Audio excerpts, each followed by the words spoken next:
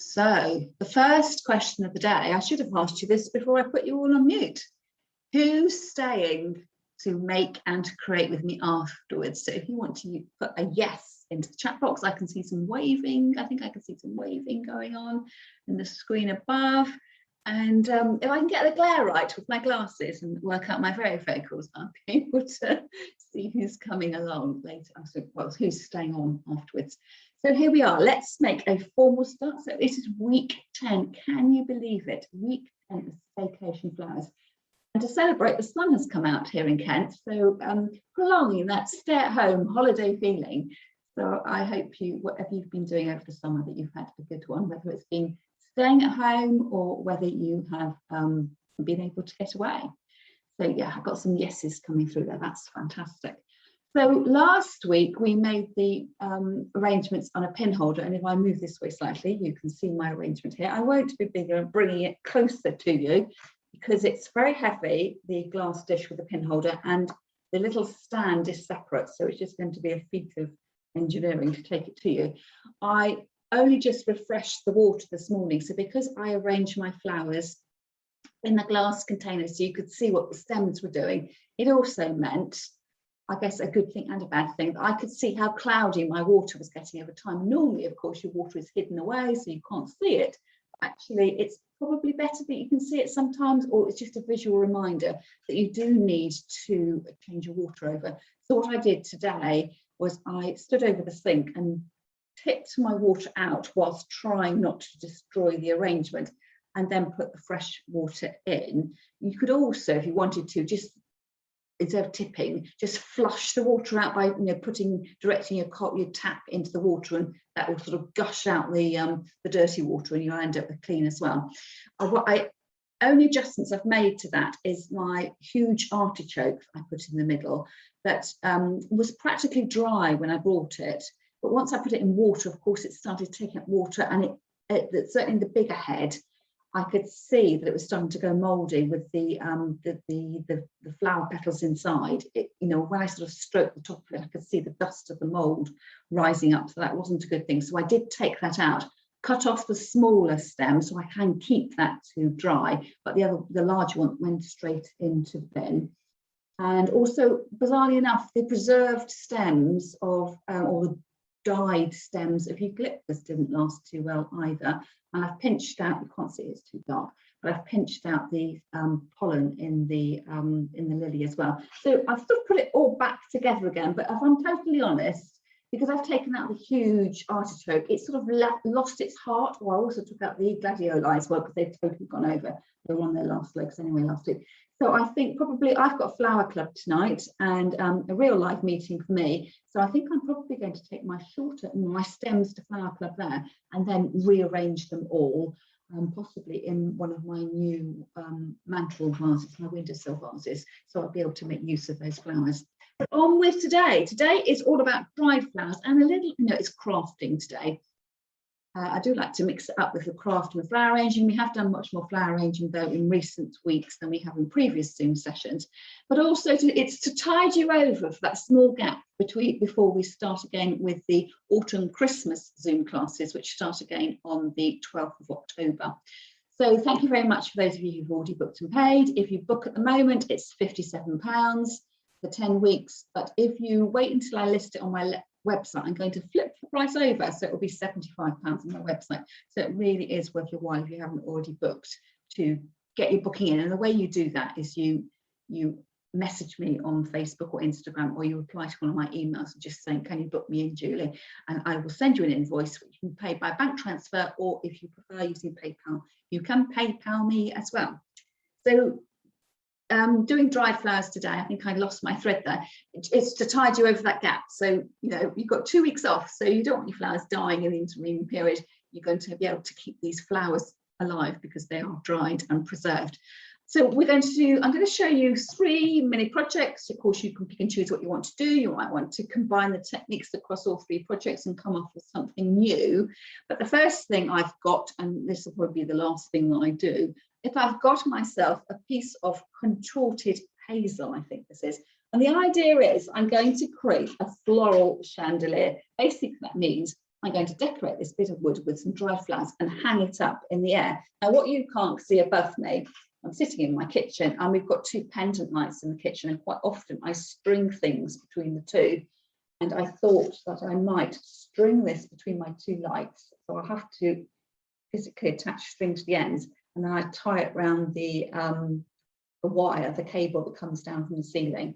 I keep it all quite lightweight so it doesn't bend and misshape the lampshades underneath. So that is one of the things we're going to be using, or something similar. And of course, if you haven't got anywhere to string up your chandelier, you could always put it in a vase and make, you know, like a dried flower Easter tree. And then when you have the curly branch at Easter time, you might hang little eggs on it, so you don't feel that you've got to make a chandelier. You could put your stem in a vase, and of course you could have lots of stems in your vase too.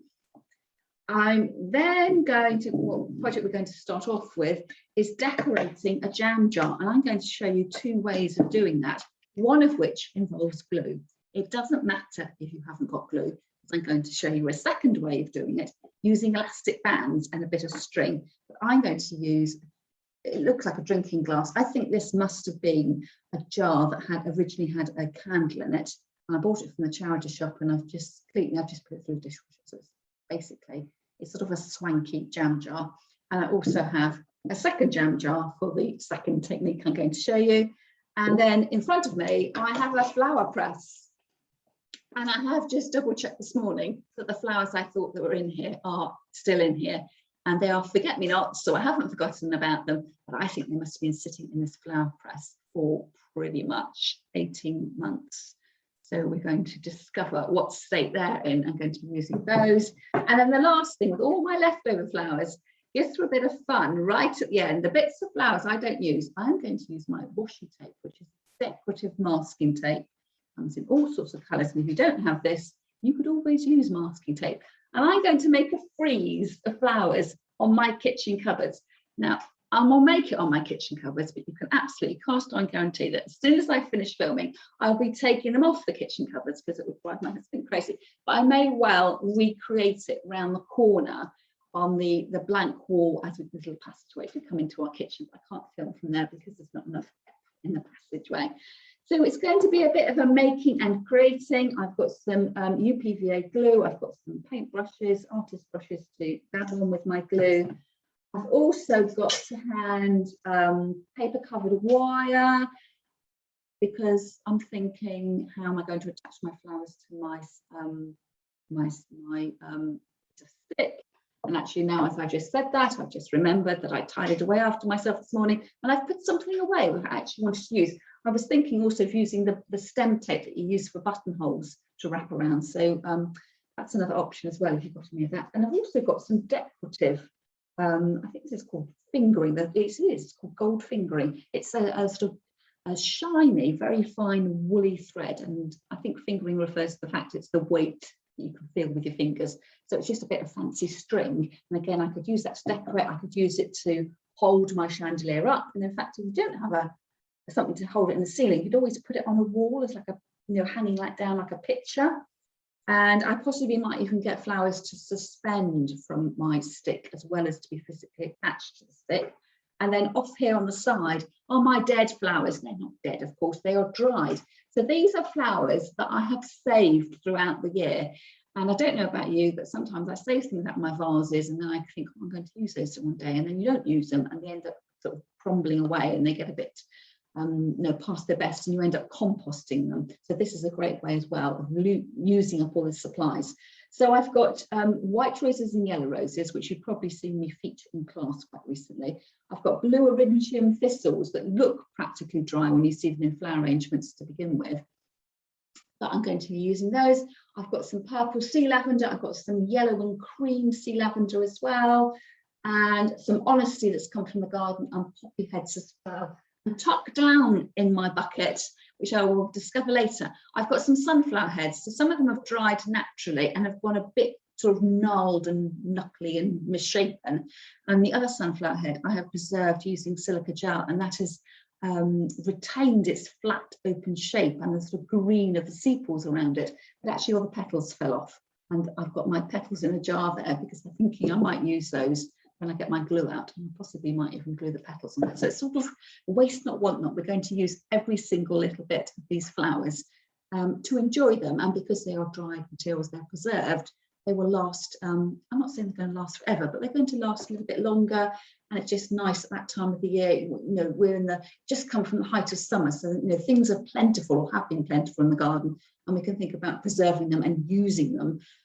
Going through to the colder winter, autumn months when fresh flowers aren't, you know, fresh flowers in your garden aren't quite so plentiful, and perhaps even not quite so plentiful as we thought because of all the problems with supply with flowers because of weather conditions and imports and all that kind of thing as well.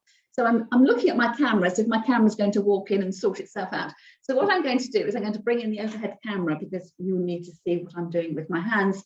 And as you will have seen if you've ever watched the recorded videos back, actually the overhead camera is much clearer than the camera that I use that is inbuilt into my laptop. So hopefully you will get a good view of what I'm doing. So let's start with the first project. So what I'm going to do, get myself ready, is with my UPVA glue, instead of squirting it out, I'm trying to get my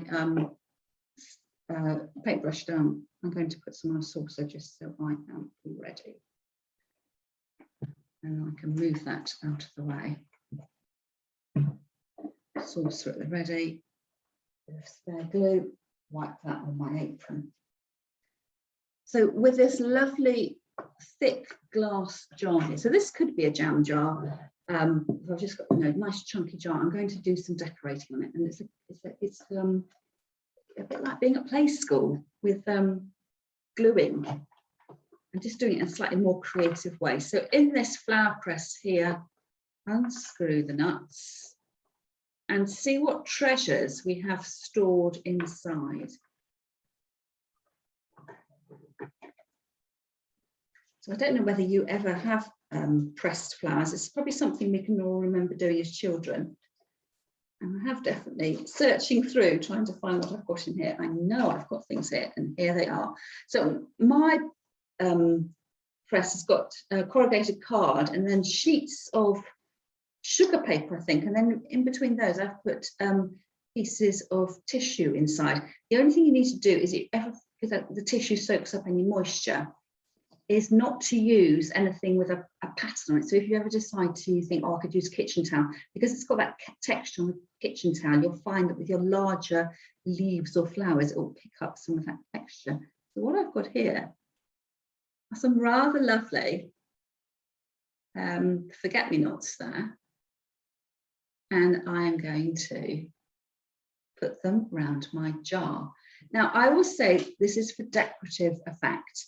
I'm going to glue them into position, and as soon as I wash the jar, the flowers will fall off. So you could choose not to wash your jar, but equally, if you get fed up with what you've done, you could soak your jar and your flowers will fall off, and then you've got your jar to use for something else another time.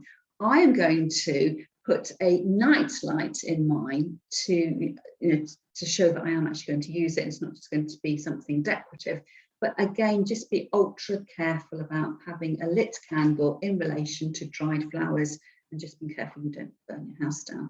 So I've got 2 stems of the forget-me-not, and I have one of the native geraniums as well. So depending on what you've got, you can go over the top or just sparingly as well. So I'm just thinking that's got to bend around the corner. That's going to be slightly trickier to do. And have a little sneaky peek under there. I've also got some leaves as well, but I don't, mind you, the leaves do look quite autumnal. Now these have been in here for absolutely years. They are a Japanese, and then not a Japanese anemone, the Japanese maple. So actually they do look quite autumnal. They fit, don't we, the autumn theme. Now I'm in 2 minds, but I was thinking forget-me-nots, so let's go for forget-me-nots. Stick with the plan and don't get waylaid.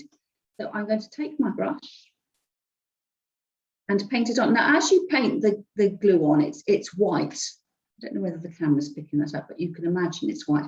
It will dry clear, but you'll get the sort of texture of the fact that you've painted glue on the edge of the glass. So you either put up with it, just going to make sure that's wide enough to fit, Or if you wanted to get a consistent look, you could paint the whole jar over the top as well. And if you were doing that, you could also add a tint of colour, a little bit of colouring, a food colouring to your paint, your glue, or a little bit of, I've used acrylic paint before to tint it up. So it's not going to be, if you're imagining it, these flowers are going to be sort of miraculously stuck to the edge of the jar. They will stick, but you will see the glue medium behind, but it won't be as obvious as this. Can you see that picking up on the camera, that it is a little bit, it's still white because the glue hasn't dried, but it will dry clear, but you will see the streaks here. So what you need to do is, when you offer up your plant, if you don't want your glue to be really, really obvious, you need to have a look and just think, well, it's quite wide at the top, it's quite narrow at the bottom, I'll just try and glue in that position. But what I've decided to do is, the flower was that wide at the top, and I'm just going to go all the way down. So again, it looks intentional. But all these little things are entirely up to you as to how you want to add on your detail. So I'm going for this nice subtle blue look. Our kitchen walls are painted pale blue. So this is what I've got in mind for when I finally display my little jar. It's going to coordinate or talk to the walls that I've got in the kitchen. I would ideally then let that dry before you go over with your second coat, just to hold it in place, because you don't want to be dragging up any of the, the very delicate leaves. But I will just tamp it down because I want to show it to you later, and I'll hold it up at the end. And you can imagine that you go either all the way around, and I quite like the fact that it's almost like the forget-me-nots are growing out of the bottom of the glass. So you could imagine, I have to go through my flower press and see how many more, and if I had 6 more, I could go right the way around the container, or I could just make it a feature at the front. Or if you had lots of different flowers, you could have it as it's a wild garden. I'm not going to add in my geranium because it's a bit bigger than everything else, and I've only got one of those, and I think it looks like an afterthought. And it may be that if you've decided to go for a leaf, of course you don't need to have pressed these. It could be something you've got from the garden, but of course it will have a natural curve to it, and as it dries out, it will become more 3D and misshapen. But if you wanted to embrace the autumn theme, it may be you cut the stem off or leave it on, and you just glue one motif on there and have that. Imagine if you've got 3 or 4 jars lined up on your kitchen windowsill, that would look rather special. So for those of you who don't have any glue to hand, how can we create a similar effect that is pleasing to the eye? And that's when we need the second jam jar. And I haven't used those petals, but in the make and create afterwards, I may come back to those petals. I'm tipping them out because I want the elastic bands. So you've probably seen, or we've used this technique with the straws. Do you remember when we put the straws in and fluted them out and create some decorative details, that you could hold your flowers in place using the elastic bands and then go over it with your decorative yarn, your wool, your paper coloured wire, your string. So I'm going to lean across to my bucket of flowers and cut off some flowers to use. So I'm going to choose things that are quite flat. Well, I'll bring a mixture on and I'll show you what I mean.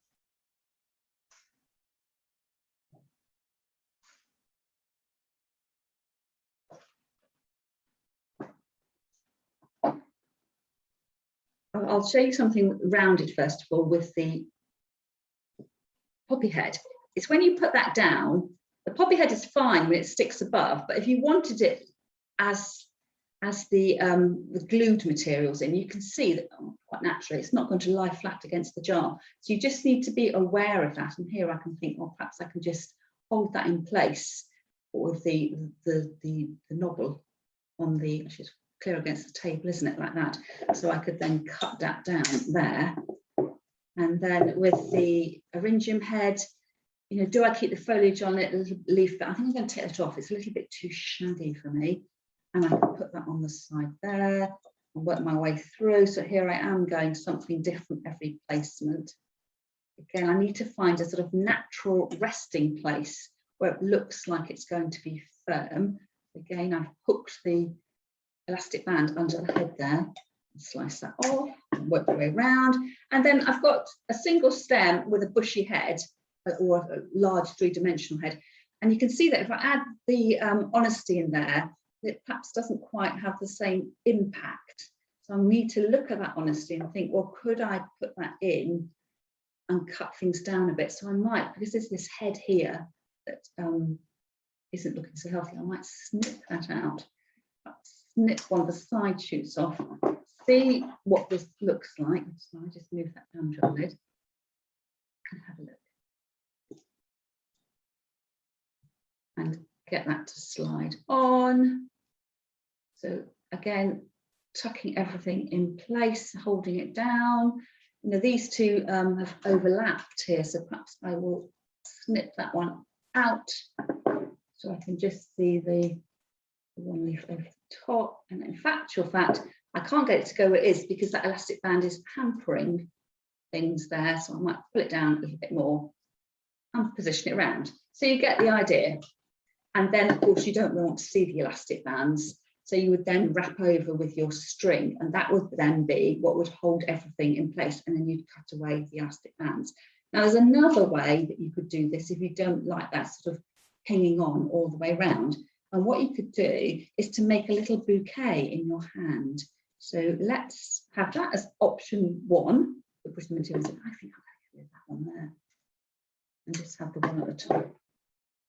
And of course, if I wanted to reposition that, I could always glue it on and fake it up. That's what lots of the flower arranging skills are about, is you know, faking it up. It doesn't always have to look like it does in nature.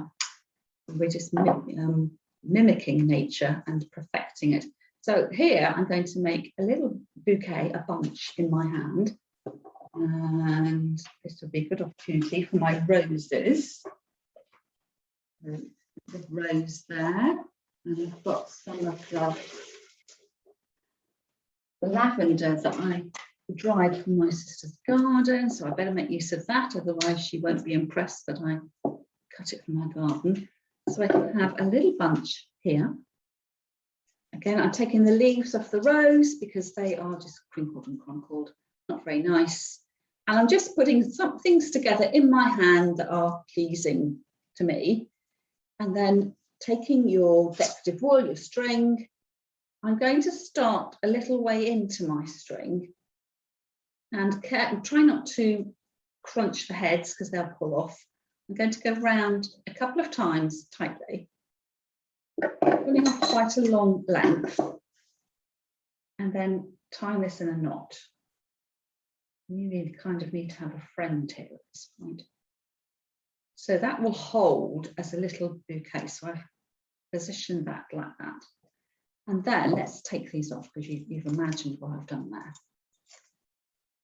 So that I could then actually attach my posy. So lift that up a tiny bit more. So it just cinches in a little bit more. And then I could tie that around like that. And I might go all around the back. I left myself enough string to tie to the front. Oh, perhaps I have just about. So if you had some ribbon, some skinny ribbon, this would look lovely with a little bit of ribbon. But I've kind of, because I've got the dried flowers, I sort of gone for that earthenware look. And then I would need to trim those ends like that to level them up. So that would be another option. So decorating with a tied bunch, or with elastic bands with your flowers pushed down, or to take your flat leaves and flowers or your pressed leaves and flowers and actually physically to glue them into place. And I think they look really, really pretty. So pretty with things in them, a candle in them. You could add more flowers in them, but the only thing with adding more flowers, I think you need to think about dried flowers. As soon as you're aiming water into here to add some fresh flowers in, you just run the risk that you're going to add water to your dried materials and they will start to rot and decay. I think it looks rather pretty like that, and quite fun having your flowers outside your container rather than being inside your container. So first projects out of the way with the jam jars. Let me clear away these bits and pieces, and then we will move on to the chandelier, so to speak. I just want to save these pieces so I can use them at the end of the demonstration. Like so. I'm going to just gather myself a few more of my dried materials as well, just so I've got a nice pile that I can work with. Actually, might need to bring the bucket round. And while I'm here, I'll show you sunflower heads. So that's the sunflower head. That sunflower was in a vase, and it's just was losing its petals, and I just took it out and dried it on the windowsill. And this is the one that I dried in the silica gel, so you can see it's much flatter and it's retained a little bit of the colour, but none of the petals. So we'll have to see whether we can incorporate that somewhere. So I'm going to attach my flowers onto my stem. So imagine this is my crinkly stem. To create, if I want it to hang up, I need to create a tie. So I just if I mock it up on my paintbrush here, you can imagine what I mean. I'm just wondering now if I've left myself enough string to tie another knot. So that is mocked up what we're going to do. So you can imagine that either hanging on a wall, or my idea is it will be suspended from the lights on my my kitchen ceiling. And of course, if you live in an old property, you might have some lovely nooks, crannies and hooks that you can hang yours up from. So that'll be my wiggly stick. And before I do that, I'm going to create these little bunches to add on to my sticks. So again, I've got my dried flowers, which you may have seen me drying over the last few weeks. So cutting away the elastic band there. So that's what I do. I tie up the elastic band, and so as they dry, I can tighten the elastic band because the stems shrink, and then I've got this piece of string that I've hung them from, and that's been hanging in somewhere with a bit of ventilation that's out of direct sunlight. So again, it's your choice what colour combination you should go for, what flowers it is that you have dried, what you've got to hand, and you start off by making a pleasing little posy in your hands. I'm going to go with the purples. Oh, that's quite a nice bit of lavender there. And clever. I can cut that long stem off and reattach it. And I've got a little group of lavender there. Coming in with the roses, taking off their leaves again because they don't dry very nicely.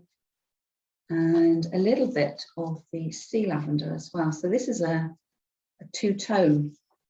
This I actually rescued from the bin at one of my live classes. One of the ladies used what she wanted and put her offcuts in the bin. And after class, I dived in and thought I can use those. So, up to you what you put in, but I will need to tie that up with some string to keep it going. It may be that you actually might use the paper covered wire. I don't bother with not.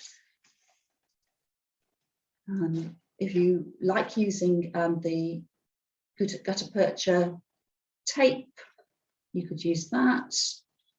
If you're used to making buttonholes, you might have some of that in going spare. So the beauty of the paper covered wire is that you don't need to tie a knot, and it's quite easy to do one-handed. So I've wrapped it around a few times and then twist tie at the end. And what I could do here is not cut it off straight away. I leave myself a little bit of a tail because I can then use that to wrap it round the twig at the end, but I will just cut the ends to length and get rid of those. I don't need them. So that is one way of doing it. And I'm just going to make up another bunch just so you can get the idea, just really quickly.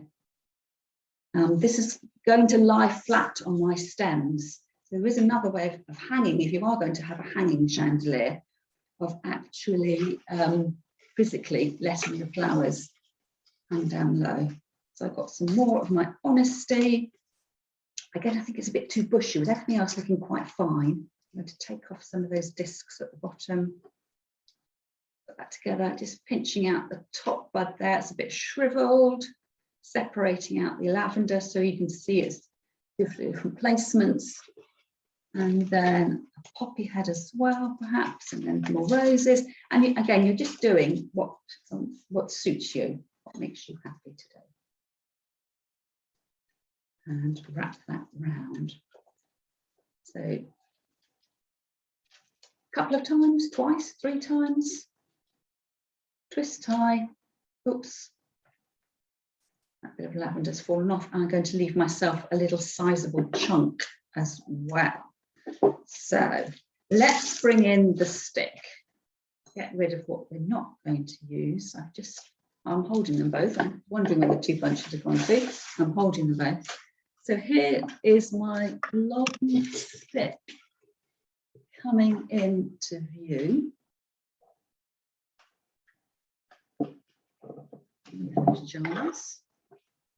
So imagine I've got my fixings at either end, my bit of string attached here and attached here. And what I need to do is choose where I want to put my flowers. So I'm going to rest them here. So this is actually something you might want to do when you've got this suspended where it's going to, its final resting place. Because you never quite know what the balance of the stick is going to be. And you might make it on your kitchen table and then discover that when you hang it up, actually it doesn't lie that way and everything sort of rolls the wrong way. So I'm wrapping that round, twist tying onto that last bit of the string there and just tucking, well, folding over the last bit of wire and just tucking it out of view. You want it to be secure and neat. I'm going to wrap that round back on itself. And that is sitting there as a little posy, following along. And whether you want to put all your flowers, whether they're going in the same direction as if it's a train carriage, or whether you want to put them going alternate directions, entirely up to you. I'm going to have mine all facing the same way. I'm going to leave a little bit of a gap.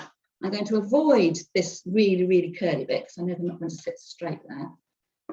Cut the stems to make them more manageable to work with. And you see here, I've got the short stem where I finished tying off and the long stem here, lie it down. I might trim it, it's not sitting very comfortably in there. Trim it down again and then over the top and wrapping it around. So I'm wrapping it around in the same place. I want these fixings to be firm, but to be as neat and discreet as possible. So I'm not wrapping all the way down. It's a bit like when we made the tie bouquets that we wrapped up. We tried to get the tying point in the same place each time. I've gone back to the beginning. I can twist tie the beginning and the end together, and then I can roll down that bit of wire just to hide the cut end, just so it doesn't get scratchy when I come to position it. So that one, you can see I've done quite, the camera picking that up, it looks like I've got a little button there. And then you carry on and do that as much as you or as little as you like. And you are the designer here. So I've only made 2 bunches because time has only allowed me to make 2 bunches. But when I've got that suspended up between my lights, it may be that I decide actually 2 bunches is all I need. So don't feel that you've got to cover the whole of your stem with flowers. But equally, if you had loads and loads of flowers and a straightish stem, you could make a whole sort of baton of your flowers running through. So we did talk about this being a floral chandelier. How about hanging your flowers down from your stick? And again, this is a little bit of a feat of gravity and firm fixings. First of all, deciding how long you'd want your stem to be, whether you're going to be seriously long, and whether it's going to be quite closely attached to your stem, and whether you really wanted to hang it down. So I would say for me, I'm hanging this up in my kitchen. I'm not in the middle of an art installation. This is all going to be quite neat and short and tight, but it'll just have a little bit of a breeze with it. So what I'm going to do here, I'm going to use a yellow rose as they are up in this top rack. I'm going to give myself some more of the honesty. I'm going to, but I don't want it to be too heavy, so I'm just going to use this piece of honesty. I've got a few stems of the lavender that I use, and also the sea lavender as well. So it's, again, it's like all arrangements we do, that you want it to be a unified whole. And if I put lots of decorative materials at the top and then use totally different materials hanging down, they would look a little bit odd. But by no means do you have to do the two layers together. You could just stop at your little bunches on your twigs, or you could not do the bunches at all and just do your suspended flowers. So the trick with the suspended flowers is they need to be very, very firmly attached. And you may, if you've got, you know, floristry wires, prefer to put your trust in the floristry wire. You may want to use some decorative reel wire, because then you know, it doesn't matter that you see it suspended. I'm going to use my knot of the bind wire here, because it's quite soft, it's woody in tone, and if I'm really, really neat with my winding, it's going to look, it's not going to be a feature. I don't want everyone looking at my hanging and thinking, oh, what's all that string about? I want them to think, my goodness, how has Julie managed to suspend those flowers from that twig? So what I'm going to do here, because it's quite branched, I'm going to take the stem, and remembering that they're quite dry and brittle, and if I overhandle it, it's just going to crush. I'm going to fold over the end of that piece of wire, much like you would do if you're used to wiring plank things. I'm not quite sure you can see. I've made a little shepherd's hook. I can see they've got some comments coming through, and I'm sorry, I'm too far from the screen to read them, so I'll have to come and read them in a moment. And then I take my wire and I'm just going to wrap it over. So this time I am traveling, so it just makes it a little bit more secure, and I'm not quite so prone to the damage. If you don't like that travel up there, you could just attach from the end. It's entirely up to you. So let's try attaching again. So I've got one I've attached down the bottom, and part of the reason for that was I've been able to bunch together my my sea lavender, my rose here. I'm going to do exactly the same thing, make the little shepherd's hook over, put it on my stem, and I need to bind really firmly. So this is dried. It's hopefully not going to dry anymore. There's not going to be any shrinkage. I need to be really secure, because the weight of the flower is at the bottom, and I don't want to discover that when I get up tomorrow morning, all my flowers are laid out over the kitchen floor. That won't be popular if that happens. And then the lavender. Well, why don't I put two pieces of lavender together? That might look quite nice. I'm going to brush away these leaves here. Not hang them straight down together. I'm going to stagger them a little bit, cut them short, and hang them exactly the same way. Bend over the wire at the top, lie that over the stems, and then bind as tightly as I can without crushing the stem, and leaving myself a length to tie on. And then you would do exactly the same with the honesty as well. So you get the idea with that. And then I offer that up to the stem, and using the other end here, wrap it round. So going round nice and tightly, and again, ideally doing this when it's suspended above you, so you can get the it falling in the right way, and then twisting to secure.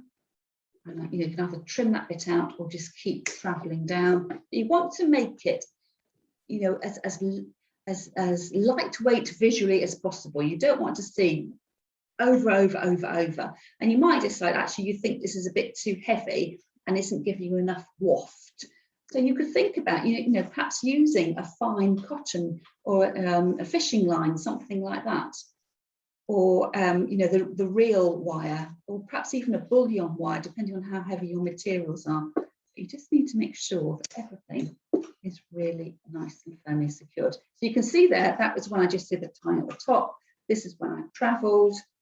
You might not like that so much, and just have a think about where the ends of your flowers are as well. You don't necessarily, I don't think you want them with the heads all lined up. So you want some a little bit shorter and some a little bit longer. So why don't we go a little bit longer with that?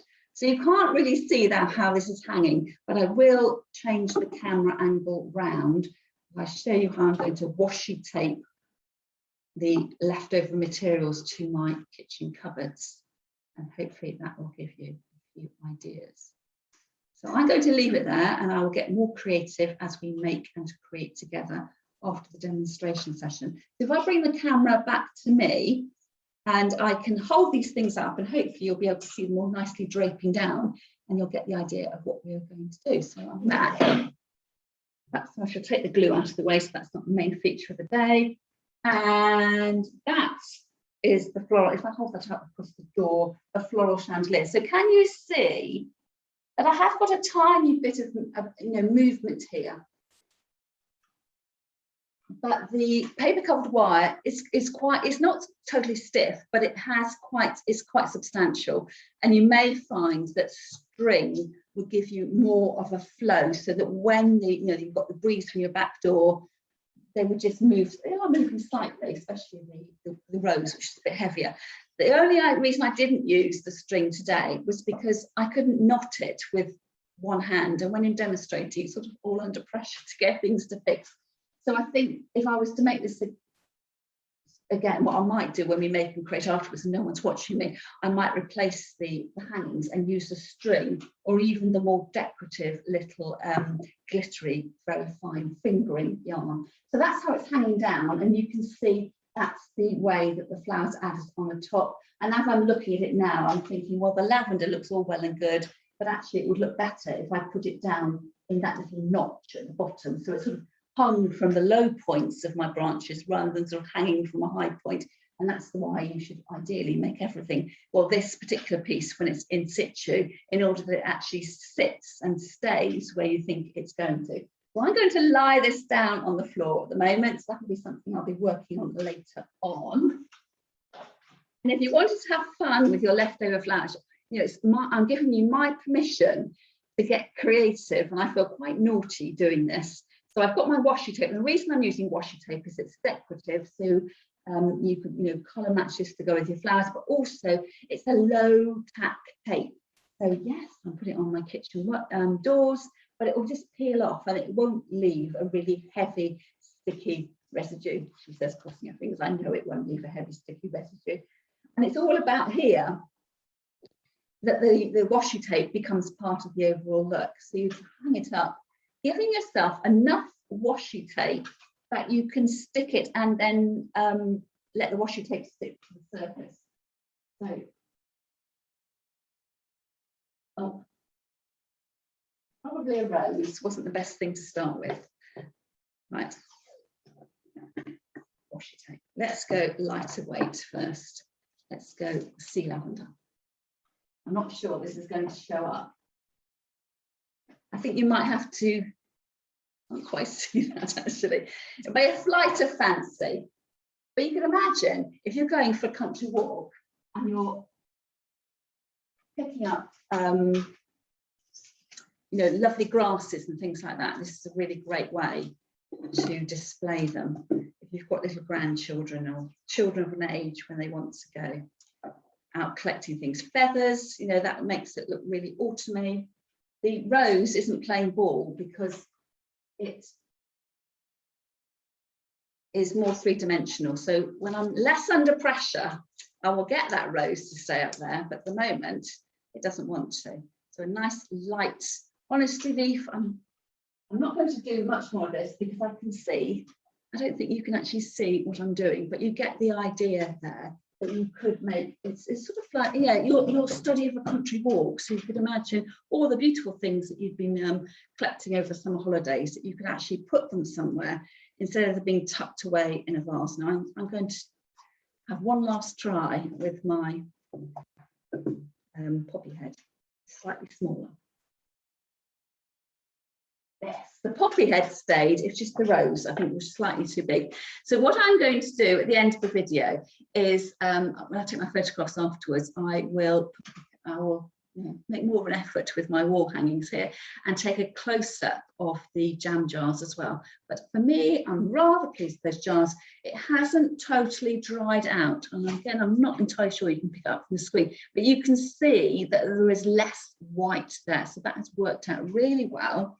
I have got my night light. Shall we be daring and try and light it as we speak? Just be candle safe, ladies, if you're going to do this at home.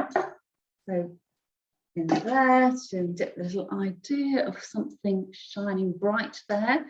And then the little posy on the edge, or you can go back to the double elastic band technique that we've used previously. And of course then the chandelier, but with the chandelier you do really need to make it in situ in order that you understand how it hangs and where your highs and lows are in your little grid. So I am going to leave it there. So thank you so much for those of you who've attended all classes, whether it's been all 10 or whether you've been picking and choosing what you wanted to come to. I've really enjoyed looking at all the photographs you've been sending me. So please, you know, if you're on Instagram, you can tag me on Instagram at Flower Start with an underscore at the end. Post your pictures in my free Facebook group, Flower Start World. And those of you who aren't on social media, continue emailing them to me because I love seeing what you are up to. So I'm going to say goodbye now and finish off the formal recording. And then I will open up the chat for the ladies that are here live, and we can have Q&A about what we've been doing and make creates, and then the chat normally goes off in all sorts of different directions. So I should say goodbye for now and see you hopefully on the 12th of October for our autumn Christmas programme. I haven't thought of a natty title for that, so perhaps if you're thinking of things, you could think, what natty title could I use? I will be blowing out my candle shortly and then carrying on with the chat with the rest of you. So I shall see you later.